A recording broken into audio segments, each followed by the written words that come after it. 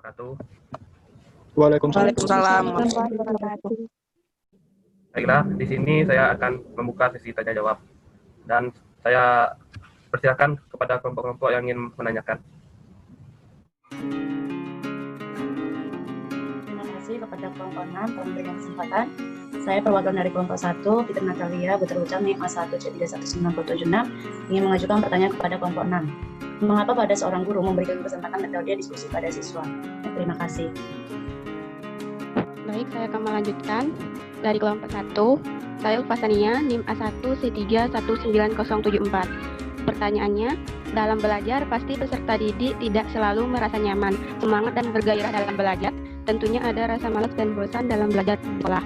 Persoalan ini menjadi PR bagi guru atau pengajar untuk menciptakan suasana mengajar yang nyaman dan tidak membosankan. Jika Anda sedang berada posisi tersebut, apa yang akan Anda lakukan? Terima kasih. Assalamualaikum warahmatullahi wabarakatuh. Perkenalkan, nama saya Adrian Adi Rahman, NIM A1C319175 dari kelompok 2, ingin bertanya kepada kelompok penyaji. Pertanyaannya itu, di era milenial sekarang, terutama di generasi Z, menurut kelompok Anda, apakah metode ceramah itu masih efektif untuk digunakan ke peserta didik? Terima kasih.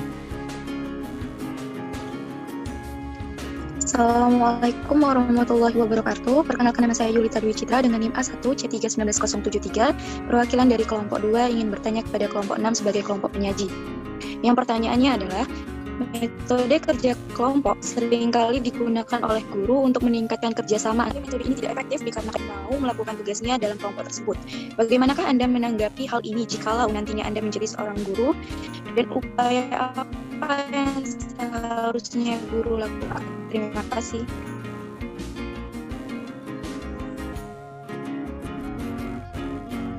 Assalamualaikum warahmatullahi wabarakatuh.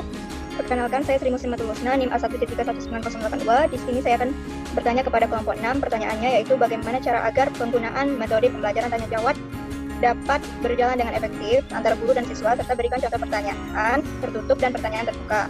Terima kasih. Wassalamualaikum warahmatullahi wabarakatuh. Assalamualaikum warahmatullahi wabarakatuh. Perkenalkan, saya Sri Dewi Puspita, NIM A1C319085, akan memberikan pertanyaan kepada kelompok penyaji. Pertanyaannya, di metode diskusi, siswa diajarkan untuk menyelesaikan permasalahan dengan menyelesaikan bersama-sama. Nah, bagaimana jika di dalam sebuah kelompok terdapat siswa yang tidak ingin menyelesaikan suatu masalah tersebut bersama-sama? Hal dilakukan oleh kelompok penyaji sebagai calon guru untuk menyikapi kondisi tersebut. Sekian, terima kasih.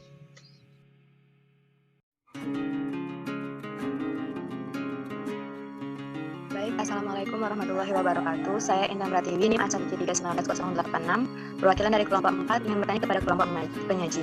Bagaimana seorang guru menanggapi peserta didik yang menyibukkan dirinya sendiri seperti bermain HP saat belajar, mengobrol dengan temannya, dan lain-lain ketika guru sedang menggunakan metode ceramah saat pembelajaran? Baiklah, itu pertanyaan dari saya. Terima kasih. Wassalamualaikum warahmatullahi wabarakatuh.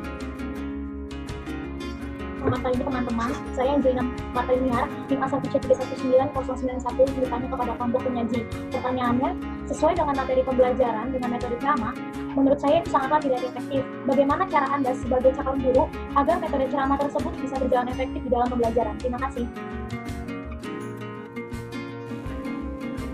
Assalamualaikum warahmatullahi wabarakatuh. Nama saya Martin, NIM A1C3198 dari kelompok 5, akan bertanya kepada kelompok 6. Kebanyakan siswa menganggap bahwa metode ceramah ini membosankan. Nah, bagaimana cara Anda jika nantinya menjadi seorang guru agar metode ceramah ini bisa menjadi metode yang menyenangkan dan tidak membosankan? Terima kasih. Wassalamualaikum warahmatullahi wabarakatuh. Assalamualaikum warahmatullahi wabarakatuh. Saya Budi Dodi ingin bertanya kepada kelompok penyaji, yaitu kelompok 6. Pertanyaannya itu, jika Anda sebagai seorang guru nantinya pada saat Anda menerapkan metode diskusi, nah, jika metode diskusi tersebut tidak berjalan dengan lancar, bagaimana cara Anda mengatasi hal tersebut? Terima kasih. Baik, Assalamualaikum warahmatullahi wabarakatuh. Saya dari kelompok 7 ingin bertanya kepada kelompok 6. Bagaimana menerapkan metode diskusi agar pembelajaran lebih efektif? Terima kasih. Wassalamualaikum warahmatullahi wabarakatuh. Pertanyaannya, ketika Anda menjadi seorang guru nantinya, di mana kasusnya Anda baru pertama mengajar di hari pertama, dan Anda menerapkan metode tanya jawab kepada siswa Anda nantinya. Sudah pasti kelas akan menjadi hening ketika Anda bertanya. Lantas, bagaimana cara Anda menyikapi hal tersebut? Terima kasih. Baiklah, terima kasih kepada semua kelompok yang sudah menanya. dan izinkan kami untuk menjawab pertanyaan-pertanyaan kalian.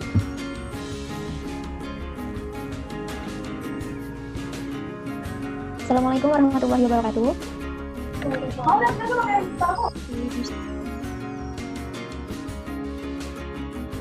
Satu yaitu dari Fitri Natalia dan Upasania. Yang pertama yaitu dari saudari Fitri Natalia. Pertanyaannya yaitu mengapa seorang guru memberikan kesempatan metode diskusi pada siswa? Jawabannya yaitu metode diskusi sendiri adalah suatu cara menyampaikan materi pelajaran melalui sarana pertukaran pikiran untuk memecahkan persoalan yang dihadapi. Pembelajaran, mengapa seorang guru memberikan kesempatan diskusi atau menerapkan metode diskusi? Karena setiap siswa berhak untuk turut berpartisipasi secara aktif dan turut aktif pula dalam memecahkan masalah. Semakin banyak siswa yang terlibat, maka semakin banyak pula yang akan mereka pelajari. Sedangkan guru tidak banyak ikut campur tangan sebab nantinya siswa tidak dapat belajar lebih banyak lagi. Dengan melaksanakan metode diskusi ini, maka suasana kelas akan menjadi semakin hidup, serta setiap anak diharapkan berpartisipasi secara aktif. Dalam diskusi, peranan guru sebagai pusat pemberi informasi, pemberi ketegasan, penentu batas dapat dikurangi, sehingga guru hanya sebagai pengatur lalu lintas dan petunjuk jalan dalam pelaksanaan diskusi. Sedangkan pemecahan masalah diserahkan kepada semua siswa. Bagaimana Saudara Fitri, apakah jawaban saya dapat diterima? Baik, terima kasih kepada Saudari Nirmala telah memberikan penjelasannya. Jawabannya saya terima. Baik, sama-sama. Selanjutnya, pertanyaan dari Ulfasania. Pertanyaannya yaitu, dalam belajar, pasti peserta didik tidak selalu merasa nyaman, semangat dan bergairah dalam belajar. Tentunya, adanya rasa malas dan bosan dalam belajar di sekolah. Persoalan ini menjadi PR bagi guru atau pengajar untuk menciptakan suasana mengajar yang nyaman dan tidak membosankan. Jika Anda sedang berada di posisi tersebut, apa yang akan Anda lakukan? Yang pertama yaitu, kita bisa memotivasi siswa dengan cara menggunakan metode dalam kegiatan belajar. Melakukan kegiatan yang sama secara terus-menerus tentu akan menimbulkan rasa bosan yang berlebihan. Hal ini tentu dapat menurunkan semangat belajar para siswa. Apabila siswa sudah merasa bosan, tentu akan mengakibatkan terganggunya proses belajar mengajar. Disinilah kita sebagai calon guru harus bertindak. Berikanlah variasi belajar sehingga para siswa bisa tetap termotivasi dan konsentrasi dalam belajar. Hanya itu jawaban saya. Bagaimana Saudara Ulfa, apakah jawaban saya dapat diterima?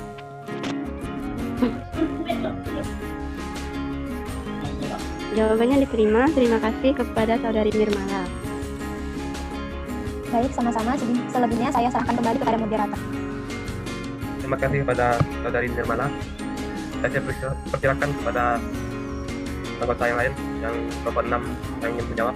Metode kerja kelompok seringkali digunakan oleh guru untuk meningkatkan kerjasama antar siswa. Namun seringkali metode ini tidak efektif dikarenakan tidak semua siswa mampu dan mau melakukan tugasnya dalam kelompok tersebut. Bagaimana Anda menanggapi hal ini jika nantinya Anda menjadi seorang guru dan upaya apa yang seharusnya guru lakukan? Menurut saya, upaya yang dapat saya lakukan adalah terlebih dahulu menjadi bekerjasama di dalam kelompoknya. Kemudian melakukan usaha dengan menstrukturisasi kerja kelompok tersebut sedemikian rupa sehingga setiap anggota kelompok akan menerima tugas tertentu. Setiap tersebut harus menyelesaikan tugasnya masing-masing, kemudian dikumpulkan secara kolektif. Jadi kita sebagai seorang guru memberikan dua jenis nilai, yaitu nilai individual dan nilai kolektif. Di mana Saudari Yulita Dwi Citra, apakah jawabannya cukup jelas? Terima kasih atas jawabannya. Jawabannya saya terima. Selanjutnya pertanyaan dari Rahman. Pertanyaannya adalah di era milenial sekarang, terutama di generasi Z, menurut kelompok Anda apakah metode ceramah masih efisien atau efektif untuk diterapkan ke peserta didik? Menurut saya, tidak efisien. Dan milenial sekarang jika hanya menerapkan metode ceramah tanpa diimbangi dengan metode lainnya tidak menjadi efisien pembelajarannya. Nah, seperti yang kita ketahui, banyak pelajar yang mudah bosan dan tidak tertarik terhadap suatu mata pelajaran, dia menggunakan metode ceramah tersebut. Hal tersebut terjadi karena guru yang mengajar kurang memiliki kemampuan retorika yang baik. Saudara Adrian, apakah jawaban itu jelas? Terima kasih pada Saudara Rodiana dalam jawaban saya. Selanjutnya, pertanyaan bagaimana menerapkan metode pembelajaran lebih efektif? Kalau kita ketahui bahwa secara teoretik diskusi merupakan proses tukar pikiran antara guru dan siswa maupun antar siswa itu sendiri. Dan menurut Hendrikus tahun 1991, diskusi dapat terjadi pada kelompok besar maupun kelompok kecil. Berdasarkan hal tersebut, diskusi dapat dirancang oleh guru dengan membagi siswa menjadi beberapa kelompok. Kemudian guru tersebut menyusun pertanyaan dari permasalahan yang akan dibahas. Diskusi yang paling efektif adalah yang menghasilkan berbagai ide dan gagasan dari para peserta didik yang terbentuk dalam kelompok-kelompok. Selanjutnya kepada moderator. Terima kasih. Baiklah, terima kasih kepada Saudari Rodiana. Selanjutnya, Saudari Terdi, silakan untuk menjawab pertanyaan dari kelompok-kelompok lain. Baik, terima kasih kepada moderator. Assalamualaikum warahmatullahi wabarakatuh. Waalaikumsalam warahmatullahi wabarakatuh. saya akan menjawab pertanyaan dari Sri Muslimatul Husna. Bagaimana cara agar penggunaan metode tanya jawab dapat berjalan dengan efektif antara guru dan siswa, serta berikan contoh pertanyaan tertutup dan pertanyaan terbuka. Ada beberapa cara agar penggunaan metode tanya jawab berjalan dengan efektif. Yang pertama, pertanyaan yang digunakan jelas dan singkat. Maksudnya, kita pada saat bertanya harus menggunakan kata-kata yang dapat dipahami oleh guru ataupun siswa. Yang kedua, memberi acuan kepada siswa. Sebelum kita memberikan pertanyaan kepada siswa, seorang guru perlu memberi acuan yang berupa pertanyaan yang berisi informasi yang relevan dengan jawaban yang diharapkan siswa. Yang ketiga, pemindahan giliran. Maksudnya dari pemindahan giliran ini bertujuan untuk memberikan kesempatan kepada siswa lain untuk menjawab pertanyaan dari guru, yang mana siswa yang telah menjawab pertanyaan dari guru yang jawabannya belum benar atau belum memadai. Yang keempat, penyebaran. Untuk melibatkan seluruh siswa di dalam pelajaran, guru perlu menyebarkan giliran menjawab pertanyaan secara acak. Guru hendaknya berusaha supaya siswa mendapatkan giliran secara merata. Yang kelima, pemberian waktu berpikir. Maksudnya setelah guru mengajukan pertanyaan, guru hendaknya memberikan waktu beberapa menit untuk siswa berpikir sebelum menunjukkan salah satu seorang siswa untuk menjawab. Yang keenam, pemberian tuntunan. Bila siswa itu menjawab salah atau tidak dapat menjawab, guru hendaknya memberi tuntunan kepada siswa agar ia dapat menemukan sendiri jawaban yang benar. Contoh pertanyaan terbuka, bagaimana pendapat orang-orang tentang pendidikan fisika? Contoh pertanyaan tertutup, apa jurusan yang Anda pilih saat akan beranjak ke perguruan tinggi nanti? Apakah saudara Husna bisa menerima jawabannya? Baik, saya terima jawabannya. Terima kasih kepada saudari Serli. Baik, sama-sama. Selanjutnya, saya akan menjawab pertanyaan dari Siti Nuria Fatimah. Di metode diskusi, siswa diajarkan untuk menyelesaikan permasalahan dengan menyelesaikan bersama-sama. Pertanyaannya, bagaimana jika di dalam sebuah kelompok terdapat siswa yang tidak ingin menyelesaikan suatu masalah tersebut bersama-sama? Lalu, apa yang harus dilakukan oleh kelompok 6 sebagai calon guru menyikapi kondisi tersebut? Jika dalam suatu kelompok terdapat siswa yang tidak ikut serta menyelesaikan masalah bersama-sama, tentunya ketua kelompok tersebut haruslah mengambil tindakan terkait dengan permasalahan anggota kelompok tersebut, seperti mengingatkan kepada anggota kelompok yang tidak aktif itu agar dapat aktif demi mendapatkan nilai kelompok ataupun individu yang baik dari guru.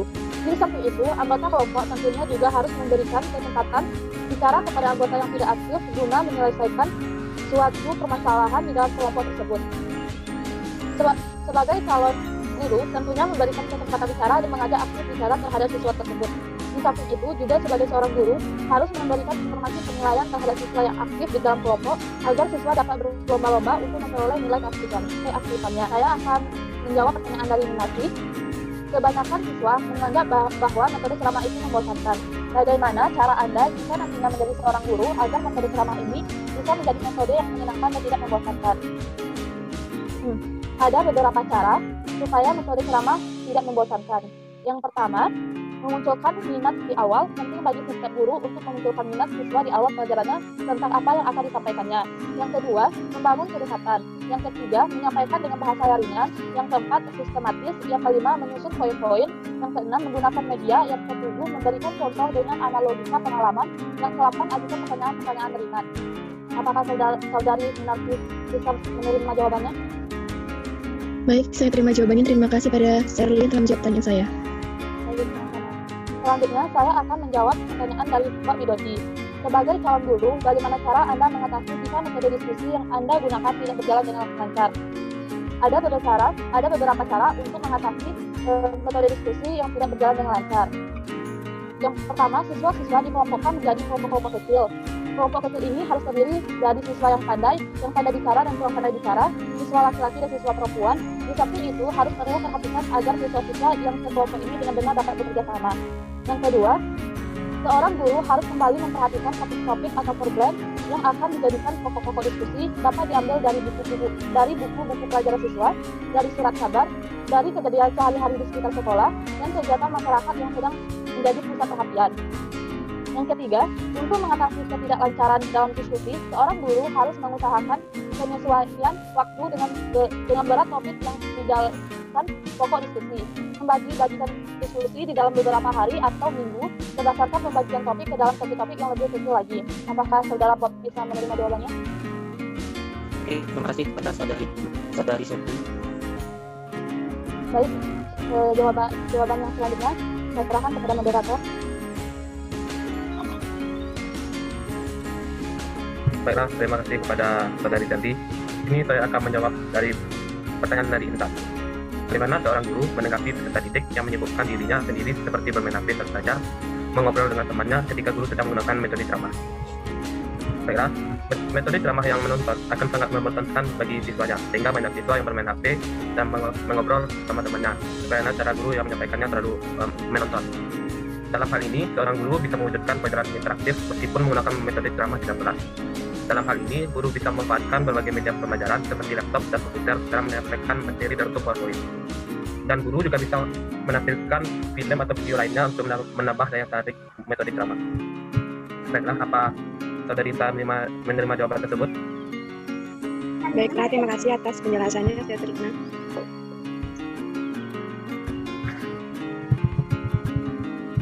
Saya akan menjawab pertanyaan dari Angel.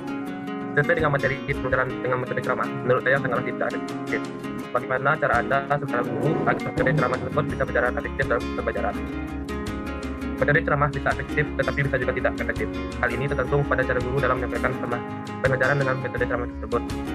Ceramah yang menonton akan sangat membosankan, terjadi ketika guru terlalu lama bicara, dan konsentrasi siswa pun hilang. Hal ini menuntut agar lebih interaktif meskipun menggunakan metode ceramah. Untuk mewujudkan metode ceramah yang efektif dalam pembelajaran, guru perlu memperhatikan faktor teknis dan non-teknis. Faktor teknis bisa mencakup volume dan intonasi suara guru ketika sedang menyampaikan pembelajaran dengan metode ceramah. Intonasi dengan datar itu akan sangat membosankan dan membuat siswa akan menjadi mengantuk. Selain faktor teknis, ada juga faktor teknis. Faktor ini perlu diperhatikan karena terkait tingkat kesiapan belajar siswa di kelas. Misalnya, ketika jam pelajaran memasuki waktu siang, di mana tingkat motivasi belajar siswa sedikit menurun karena kekenyangan. Di sini, guru harus mampu menciptakan ketegaran untuk siswa dengan menggunakan metode ceramah yang interaktif. Jawaban tersebut bisa dari Anda. Baik, terima kasih kepada saudara Almi. Jawaban saya terima. Baik, terima kasih. Baik, kami jawab pertanyaan dari saudara Ikhwan. Ketika menjadi seorang guru nantinya, di mana khususnya Anda baru mengajar di hari pertama, dan Anda menerapkan metode tanya jawab kepada siswa, sudah pasti kelas akan menjadi hening jika Anda bertanya. Lantas bagaimana cara Anda menyikapi hal tersebut? Yang pertama saya perhatikan adalah penggunaan metode tanya jawab harus digunakan dengan baik, sang lihat dan motivasi siswa dalam belajar. Ada beberapa hal yang harus diperhatikan dalam metode tanya jawab. Yang pertama, materi yang menarik. Yang kedua, pertanyaan yang berarti dengan menonton. Yang ketiga, jawaban pertanyaan itu penyempurnaan dari jawaban siswa. Dan itu, ada juga hal yang harus diperhatikan guru dalam menggunakan metode tanya jawab, yaitu pertanyaan yang diberikan pada sang siswa untuk berpikir kreatif dan memberikan jawaban yang fiktif. Yang B, jelas tidak menimbulkan banyak penafsiran terhadap siswa tersebut. Yang D, singkat dan mudah dipahami oleh siswa tersebut. Dan D, disesuaikan dengan kemampuan siswa tersebut. Bagaimana saudara Iwan? Apakah jawaban ini bisa diterima? Jawaban Anda sudah dapat saya mengerti. Ya, terima kasih. Ya, sekianlah tanya jawab dari kelompok 6. Lebih dan kurang saya mohon maaf. Wassalamualaikum warahmatullahi wabarakatuh.